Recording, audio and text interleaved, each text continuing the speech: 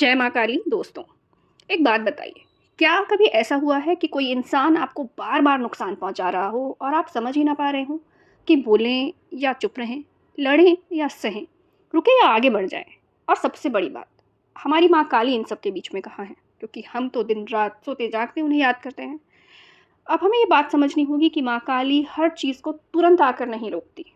वो हमसे प्यार करती हैं, लेकिन अंधा प्यार नहीं करती। इसका मतलब ये है कि माँ चाहती हैं कि हम अपनी ज़िंदगी के बहुत सारे पाठ पहले खुद सीखें, खुद चोट खाएँ, खुद ठोकर खाएँ और खुद सँभलना सीखें। और ये बात बहुत लोग नहीं कहते, लेकिन सच तो ये है कि हर चोट को माँ कभी तुरंत नहीं रोकती हैं। कभी-कभी वो हमें उस स्थिति में रहने ही देती हैं। क्यों? क्योंकि हर लड़ाई हम बाहर से नहीं लड़ सकते कि किसी ने हमसे कुछ कहा, तो या तो हम उसके साथ उलझ पड़े या मन ही मन दिनों दिन तक अंदर ही अंदर बस सुलगते रहे और अपने आप से ही लड़ते रहे और अपने खुद के व्यवहार पे पछतावा करते रहे कि आखिर हम क्यों नहीं पलट के कुछ बोल पाए, है ना? लेकिन कुछ लड़ाइयाँ जो हैं हमें भी समझना होगा कि वो हमारे भीतर ताकत पैदा करने आती हैं। और माँ काली क्या नहीं करती? माँ काली ये नहीं कहती कि जाओ जाके बदला ले लो, सबको जवाब दे दो, हर बात पर सफाई दे दो, क्योंकि ये सब बातें तो आपको थका देंगी। और माँ काली क्या चाहती हैं? वो चाहती हैं कि हम शांत हो जाएँ, लेकिन कमज़ोर ना बनें। अब बहुत से लोग ये सोचते होंगे कि कुछ लोग होते हैं जो लड़ के बात कर लेते हैं, लेकिन कुछ लोग होते हैं जिनका ऐसा व्यवहार होता है कि वो लड़ नहीं सकते। तो उन्हें ऐसा लगता है कि जैसे सारी दुनिया उनके इस ही शांत और सौम्य व्यवहार का इस्तेमाल करती है, उन्हें पायदान की तरह इस्तेमाल करती है ना? और यही चीज़ से हम अंदर ही अंदर सुलगते रहते हैं, खुद पर ही गुस्सा होते रहते हैं कि मेरे साथ ऐसा क्यों होता है? आखिर मैं क्यों नहीं जवाब दे पाता या दे पाती जब दूसरे लोग मेरा गलत फ़ायदा उठाते हैं या जब कोई और इंसान मुझे लगातार नुकसान पहुँचाता है। सही बात है कि जब कोई हमें नुकसान पहुँचा रहा होता है, तो चुप रहना बहुत-बहुत ज़्यादा मुश्किल होता है। लेकिन हमें ये समझना होगा कि चुप रहना हमेशा डरना नहीं होता। कभी-कभी चुप रहना भी हमारी हिम्मत बन जाता है, हमारी ताकत बन जाता है और वो हमें साधना के मार्ग पर आगे चलाता है। कभी-कभी चुप रहने का मतलब ये भी हो जाता है कि मैं अपनी ऊर्जा, अपनी एनर्जी गलत जगह पर खर्च नहीं करूँगी या नहीं करूँगा। और यही हमारी प्यारी माँ काली की सीख भी है। दरअसल मन के भीतर जो चलता है ना ऐसे समय में, मन बहुत कुछ सोचता है। आखिर मेरे साथ ही ऐसा क्यों हो रहा है? मेरे साथ ही क्यों? मैं ही क्यों? क्या माँ मुझे देख भी रही है कि नहीं देख रही है?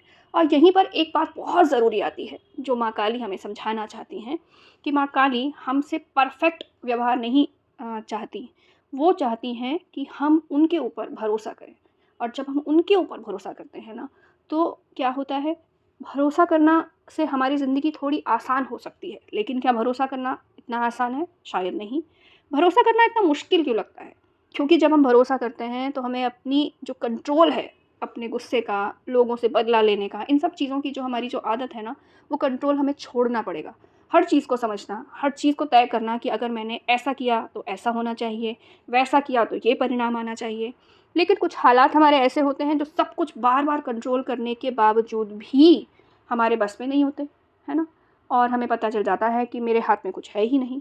और बस वही रास्ता, जब हमें कोई रास्ता नहीं नज़र आ रहा होता ना, जब हम सारे तरीके अपना के थक चुके होते हैं, तब हम क्या कहते हैं कि परमात्मा अब आप हमारी गाड़ी को सँभालो, अब आप मुझे दिशा दो। माँ अब आप आओ, आप मेरे लिए रास्ता बनाओ, क्योंकि हम अपने सारे कॉम्बिनेशंस लगा-लगा के थक चुके होते हैं। जब हम थक कर, पूरी तरह से टूट कर माँ के आगे खुद को समर्पित करने के लिए मजबूर हो जाते हैं ना, उसी समय माँ आती हैं हमारी मदद करने के लिए। और माँ की मदद आखिर दिखती कैसी है? माँ की मदद ऐसे कोई चमत्कार बन के नहीं आती कि आसमान से कोई भविष्यवाणी हो गई या कहीं अचानक से कोई आपको गड़ा हुआ सोना मिल गया। हालाँकि वो भी हो सकता है। लेकिन हमारे दिन प्रतिदिन के जीवन में माँ की मदद आती कैसे है? दरअसल हम अक्सर गलत कदम उठाने से बच जाते हैं। हम खुद को टूटने से रोक लेते हैं। हम अपनी गरिमा यानी कि अपनी सेल्फ रिस्पेक्ट को खोते नहीं हैं और हम अकेले होकर होकर भी खुद को सँभाले रखते हैं। और जब कभी हमें सामने वाले व्यक्ति से जिससे हमें लगता है कि वो हमें नुकसान पहुँचा रहा है, हम उसकी बुराइयाँ करना बंद कर देते हैं। जी हाँ, हम बंद कर देते हैं।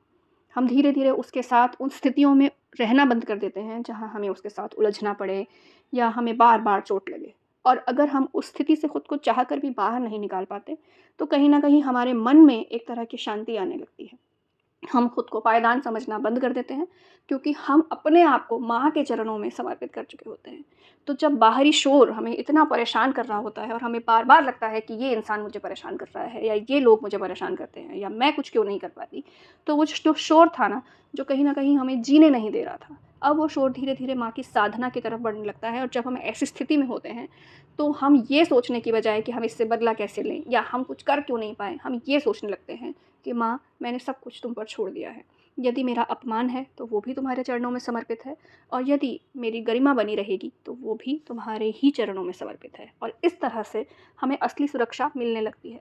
ये वक़्त भी बदल ही जाता है। और आपको एक बात हमेशा याद रखनी होगी कि हमारी ज़िंदगी में पहले भी ऐसे बहुत सारे दौर आए हैं, बहुत सारे ऐसे वक़्त आए हैं जो हमें लगता है कि ये कभी बदलेंगे ही नहीं और हम सह नहीं पा रहे थे। लेकिन आप अगर पीछे मुड़ के देखेंगे तो वो वक़्त भी गुज़र गया था। आज आप पीछे मुड़कर देखिए तो आप ज़िंदा हैं और उस वक़्त से निकल चुके हैं, खुद को सँभाल चुके हैं। तो ये वक़्त भी गुज़र जाएगा। माँ काली किसी को भी हमेशा एक ही जगह पर नहीं रखती हैं दोस्तों। तो वो हमें एक स्थिति से निकाल कर दूसरी स्थिति में ज़रूर डालती हैं। तो हमें क्या करना चाहिए ऐसे वक़्त में? बहुत ही सीधी-सादी सी बात है कि हमें सच के साथ रहना होगा, हमें गॉसिप से दूर रहना होगा। हर किसी को अपनी कहानी सुनाने नहीं बैठिए, ये मत बताइए कि आप कितने बेचारे हैं। अगर आपको अपने बेचारगी बतानी है तो माँ को बताइए, अपनी राह को माँ की तरफ मोड़ दीजिए। हर रोज़ बस इतना कहिए कि माँ, मैं सँभलने की कोशिश कर रही हूँ। माँ, मैं सँभलने की कोशिश कर रहा हूँ। और बस इतना ही काफ़ी है। अगर आज कोई आपको बार-बार चोट पहुँचा रहा है, तो इसे अपनी ज़िंदगी का अंत मत समझिए।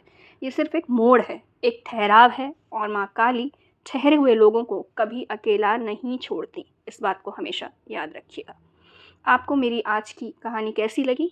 प्लीज़ मुझे कमेंट करके बताइए।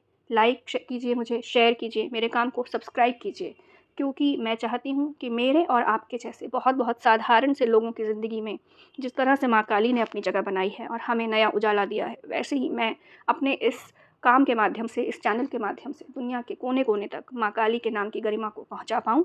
और इसमें मुझे आपके सच्चे साथ की ज़रूरत है। आप सभी के ऊपर माँ काली अपनी बहुत कृपा करें और आपको ज़िंदगी में नए-नए उजाले दें, ज़िंदगी जीने के नए-नए कारण दें। आप सभी हमेशा खुश रहें, आपके परिवार में हमेशा खुशी बनी रहे। इसी के साथ आपसे जल्दी ही मुलाकात होगी। ओम काली।